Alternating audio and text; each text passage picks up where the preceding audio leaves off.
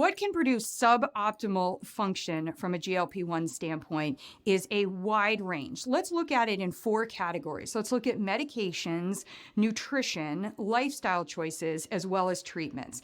And it doesn't mean that any of these things are inherently bad or that you should feel badly if you need to use them or have them as choices. It just means that they're a signal that you should assess your GLP-1 function, and it may mean that you need to do additional things from a repair standpoint in order to optimize your GLP-1 function. So if you've needed to use medications, especially if you're using them on an ongoing basis, you want to pay attention because most medications have either a direct impact or an indirect impact on our digestive function. So they may be disrupting our microbiome, they may be impacting the lining of your digestive tract. And I'm not just talking about medications, for illness or disease.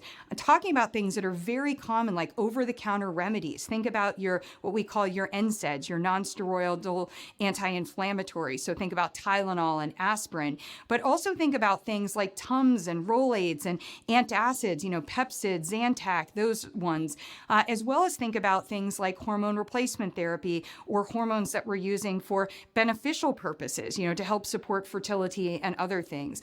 We also want to think about treatments such as, if we've had to have surgeries, or even when we have preventative things like looking at a colonoscopy or getting a dental cleaning, maybe we have to be put under for that dental cleaning. These sorts of things are going to have an impact on your overall digestive function and on your system, and as a result on your GLP-1 function.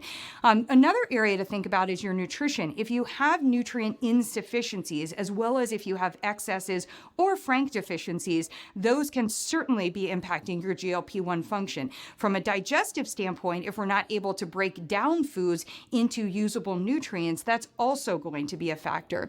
And then when we look at the final area and we think about lifestyle choices, we want to think about things like stress and sleep, how we breathe, not just whether or not we're breathing, and also whether or not we're laughing. Those are going to be factors that are also going to contribute to the function of your GLP-1 hormone.